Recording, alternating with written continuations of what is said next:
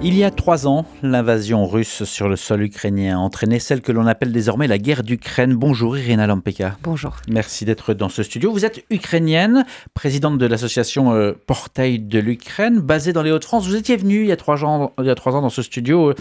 C'était quelques jours après le début de la guerre. Vous nous disiez que vous ne dormiez quasiment pas. C'était moins d'une semaine après. Là, oui. Voilà. Qu'est-ce que vous retenez? Quels souvenirs vous avez de ces moments il y a 3 ans? En fait, les 3 ans sont passés très vite. On a l'impression que c'était encore hier. Les premiers jours, les premières semaines et même les premiers mois, c'était très difficile et très compliqué. Jusqu'au dernier moment, personne ne s'attendait pas que la guerre va vraiment éclater. On pensait que ce sont plus des menaces et l'intimidation, mais la guerre, elle était impensable, même s'il était déjà en partie sur le territoire ukrainien, mais à cette échelle-là, non. Depuis les premiers mois, c'était pour moi personnellement dur parce qu'il y a la famille sur place, mais aussi parce qu'on a une association qu'il fallait complètement réorganiser pour une association humanitaire avec tous les gens, les Ukrainiens et les Français qui nous ont contactés. Alors c'est vrai que les premières semaines, c'était très, très, très intense. Aujourd'hui, vos parents sur place, vos amis, la famille, vous continuez à être en contact quasi permanent ou vous avez pris un peu de distance? Comment ça se passe? Bien sûr, non. Le contact, il est quotidien. Mes parents que j'ai réussi de persuader de venir pendant quelques mois chez moi en France au début de la guerre, ils sont revenus en Ukraine par conviction, parce que pour eux, c'est important d'être sur place. Mon père est un professeur à l'université, alors pour lui, c'est important d'enseigner aux étudiants, de continuer, de faire vivre l'affaire de sa vie. Et mes parents, ils m'ont toujours dit, si on part, c'est parce que l'Ukraine, elle a perdu. Alors tant qu'on est là, on a l'espoir qu'elle va gagner, elle va résister. Ça veut dire que vous avez hérité de vos parents ce militantisme? Un peu, oui, on peut le dire. Oui. Vous dites qu'ils sont venus pour prendre un peu l'air et puis ils sont retournés parce que leur vocation, leur raison d'être, c'est là-bas. Est-ce qu'il y a beaucoup d'Ukrainiens qui sont venus en France et qui sont repartis? Selon les statistiques officielles, il y a presque 30% de personnes qui sont venues en France pendant les premières semaines de la guerre, qui sont revenues quand même chez eux. Et le reste, majoritairement, les femmes avec les enfants, ils restent toujours dans la région. Et en espérant que la guerre elle finisse pour retourner ou pas s'ils ont refait leur vie ici. 3 ans, c'est beaucoup. 3 ans, c'est beaucoup. On parle de 3 ans de guerre dévastatrice, mais on pourrait parler de 11 ans d'agression de l'Ukraine par la Russie, depuis l'annexion de la Crimée par Moscou, l'intervention des forces russes dans le Donbass, c'était en 2014. On oublie parfois de le préciser, ça a quelle importance? Ça a une importance cruciale, je dirais, parce qu'il s'agit des accords internationaux, du droit international qui est bafoué depuis pas juste 3 ans, mais plus de 10 ans. Et même plus, je dirais, avec d'autres pays, parce que l'Ukraine, c'est une suite logique dans les attaques que la Russie a perpétuées avec la Géorgie, et puis les conflits qu'elle tient aussi à côté de Moldavie, entretient. Alors oui, pour moi, c'est important de le préciser parce qu'il s'agit de droit international et de maintien de cet ordre international qui était établi en Europe après la Deuxième Guerre mondiale. C'est ça. Mais là, vous parlez de réalités qui sont mouvantes en ce moment. Le droit international, on se demande encore, après ce qui se passe depuis quelques heures, quelques jours, l'importance qu'il a encore. Il s'est passé des choses assez incroyables en ce début de semaine à l'ONU. Pour faire simple, pour résumer, il y a plusieurs textes qui ont été soumis aux membres de l'Assemblée générale. Et en fait, il s'est dessiné une ligne claire, distincte, entre d'un côté l'Ukraine, les Européens et les soutiens, qui dénonçaient l'agression russe, et de l'autre côté, et là c'est une nouveauté, la Chine, la Russie ensemble, mais avec et porté par les États-Unis, ce qui a scindé finalement le bloc occidental. Exactement. Comment vous vivez ce genre de choses? De point de vue personnel et humain, c'est ressenti une sorte de trahison, si vous voulez, parce que c'était un allié depuis plusieurs années pour l'Ukraine et pour l'Europe. Et les États-Unis sont une sorte sont considérés comme une sorte de garant du paix en Europe et aussi comme un des piliers de ce monde occidental avec les valeurs de droits de l'homme, de liberté de parole. Et ce qu'on voit aujourd'hui, c'est que toutes ces valeurs-là sont bafouées et juste mis de côté d'un mouvement de main ou d'une déclaration. Et oui, et du coup, les vérités qui étaient établies deviennent des mensonges ou les choses pas importantes. Et du coup, ils veulent plus considérer la Russie comme agresseur dans cette guerre. C'est ça, on est passé dans l'ère de la post-vérité avec Donald Trump, aussi avec ses conséquences sur l'Ukraine, même si, il faut aussi le reconnaître, si l'Ukraine tient, c'est évidemment par des fonds internationaux, l'Europe a beaucoup participé, mais les États-Unis sont aussi un des très grands soutiens de ce qui a pu arriver jusqu'aujourd'hui. Oui, évidemment, et c'est un grand soutien au niveau militaire, mais il faut se dire aussi que si l'Ukraine, elle tient, c'est parce que les soldats ukrainiens sont toujours sur le front et ils combattent. Au début, en 2022, le slogan des Russes, c'était « On va prendre Kiev en 3 jours ». On est 3 ans plus tard, le Kiev, il n'est toujours pas pris. Et du côté russe, il faut savoir aussi que il n'y a pas que la Russie dans cette guerre. Il y a les soldats nord-coréens sur le front ukrainien. Il y a l'armement de Corée du Nord, d'Iran, par exemple, les drones kamikazes qui pleuvent dans le ciel ukrainien tous les jours sont d'origine iranienne. Et il y a toute une coalition et l'Ukraine, elle tient pour l'instant avec l'aide des États-Unis et d'Europe au niveau des armes et des obus. Mais vous avez raison de le souligner parce que je suis sûr que celles et ceux qui nous écoutent ont forcément entendu des portraits, des témoignages sur place d'un boulanger, d'un musicien, d'un chauffeur de bus devenus des soldats. Et ça paraît complètement fou, en fait. Et comment est-ce que vous avez vécu cette transformation, cette plongée finalement de la société civile devenue porteur d'armes ? C'est très surréaliste en fait. C'est très surréaliste en parlant un peu de l'expérience personnelle. Mon père, dans les premières semaines, m'a montré des photos des professeurs de l'université qui, le jour, ils essayaient quand même de tenir les cours avec leurs étudiants, autant que c'était possible à distance. Et le soir, ils partaient dans les bataillons de bénévoles de protection civile autour de Kiev. Et plusieurs personnes civiles qui n'avaient rien à voir avec la guerre sont partis au front. Et ce qu'on dit souvent en Ukraine, c'est que l'Ukraine, elle a beaucoup à perdre dans cette guerre aussi parce que c'est les meilleurs qui sont partis. C'est ceux qui avaient du courage, c'est ceux qui avaient des convictions et ils sont partis se battre dans la majorité des cas. Et c'est notre obligation aussi de leur aider. Une obligation d'aider. Ouais. Mais sachant qu'il y a eu au début aussi une certaine fuite de pas mal d'hommes de la conscription, d'avoir peur aussi, on parle du courage de ceux qui sont là, oui. Mais c'est aussi naturel, il y en a qui sont partis et qui finalement sont revenus. Enfin, comment ça s'est passé tout ça? Comment est-ce qu'aujourd'hui il est encore possible d'avoir une armée face à la Russie?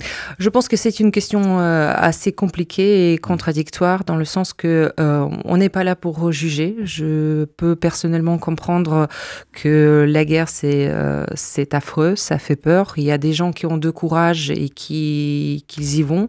Il y a des gens qui ont peur et c'est normal, c'est l'instinct de survie. Après, il y a aussi la question d'État, il y a la question de mobilisation. Malheureusement, je connais les soldats qui sont restés sur le front depuis plus de 2 ans, presque 3 ans, sans cesse, sans interruption. Ils ont besoin d'être épaulés, changés. Et après, c'est une question très compliquée et je dis qu'on n'est pas là pour juger, mais on fait tout ce qu'on peut, chacun à notre place, sans juger les autres.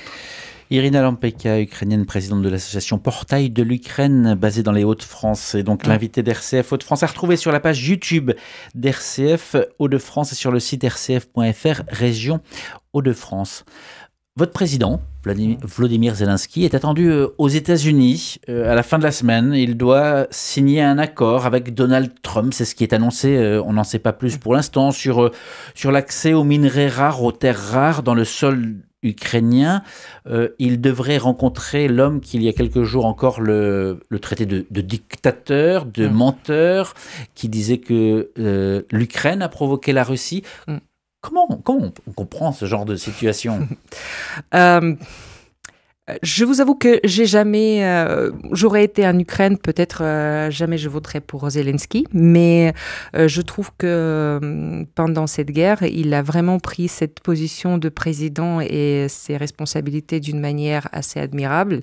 Et les dernières semaines, la pression internationale, la pression de Trump énorme qui mettait vraiment en question toute l'aide possible et tout soutien possible avec les accusations d'être dictateur, avec les répétitions de propagande russe au niveau international qui vient de bouche d'un président, c'était terrible. Et notre président, il a quand même réussi de tenir cette pression et rester calme et décider face à cette pression. Alors je trouve que c'est respectable. Ouais. Est-ce que selon vous, il va signer, est-ce qu'il faudrait qu'il signe cet accord qui ensuite pourrait amener à une paix?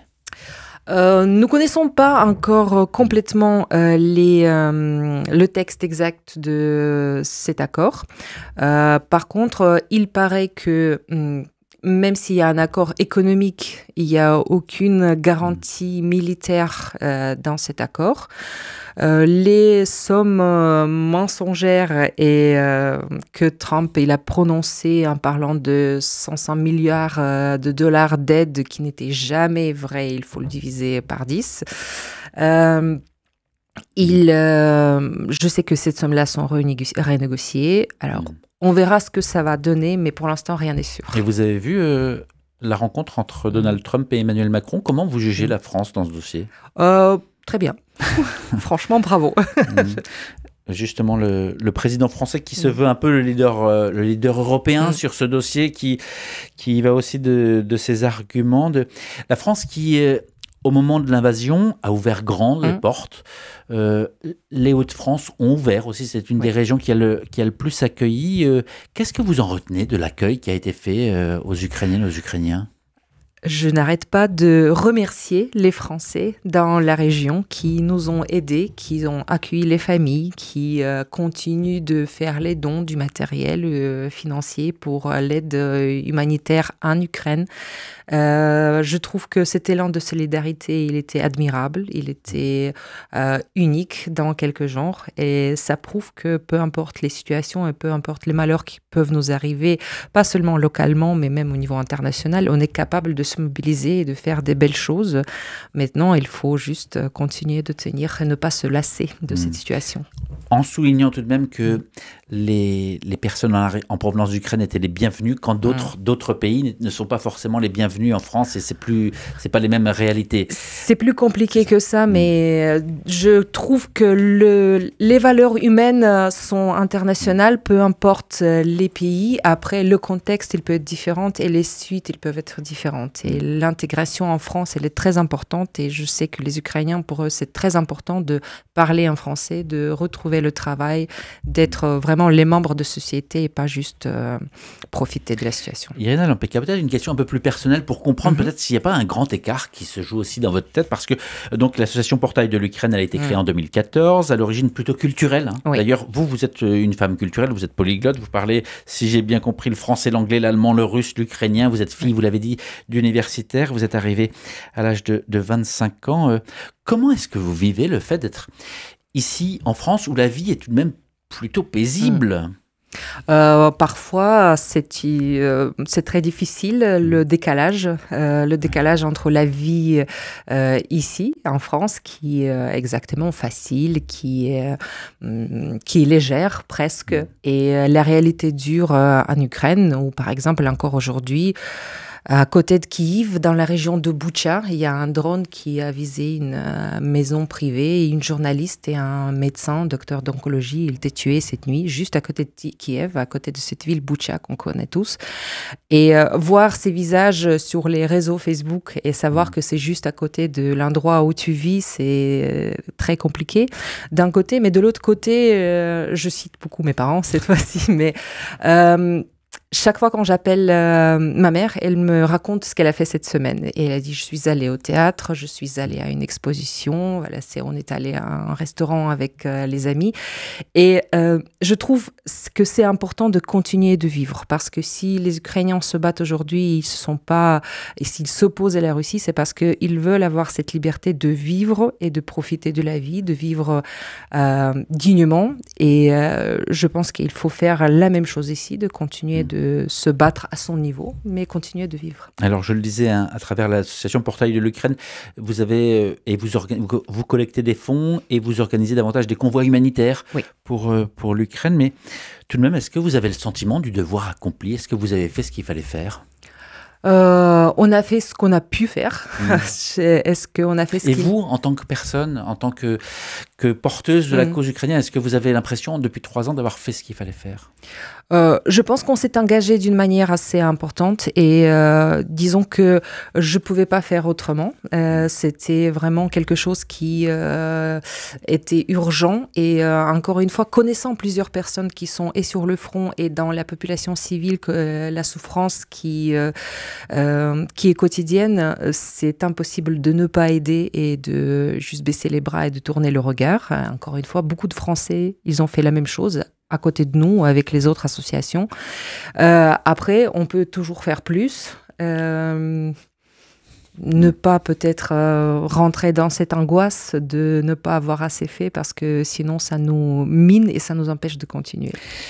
Pour conclure, l'Ukraine tient donc depuis des années des centaines de milliers de morts tout de même, militaires, civils, des villes entières détruites, des infrastructures énergétiques bombardées, sans cesse des millions de personnes déplacées.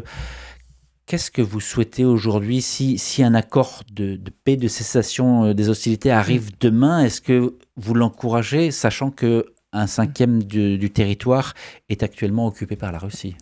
Je pense que le cessez-le-feu est nécessaire. Je suis tout à fait d'accord avec Trump, ça va paraître ridicule, mais il faut que les morts cessent. Là, on est d'accord. Par contre, c'est clairement la Russie qui a agressé l'Ukraine. Il faut arrêter d'inverser le rôle de bourreau et de victime dans cette situation. Clairement, le droit international doit rester intact et l'Ukraine, elle doit rester souveraine et revenir à ses frontières à un moment ou à un autre, parce que malheureusement, si on reste réaliste, je pense que ça va être irréalisable au jour d'aujourd'hui, mais on prend les exemples des pays baltes qui ont retrouvé leur indépendance plusieurs années après le démantèlement de l'Union soviétique. Alors je suis sûre que l'Ukraine aussi, il va revenir à ses frontières d'origine internationalement reconnues à un moment. Alors ne pas se baisser les bras et ne pas laisser la Russie continuer de vivre normalement. Et de point de vue personnel, je ne pense pas que c'est le souhait de Russie d'arrêter de faire le cessez-le-feu. La paix, c'est tout ce qu'on peut vous souhaiter. Merci beaucoup, en tout cas, Irina Lampeka, d'avoir pris le temps de répondre à ces questions. Je rappelle que vous êtes présidente de l'association Portail de l'Ukraine, basée dans les Hauts-de-France.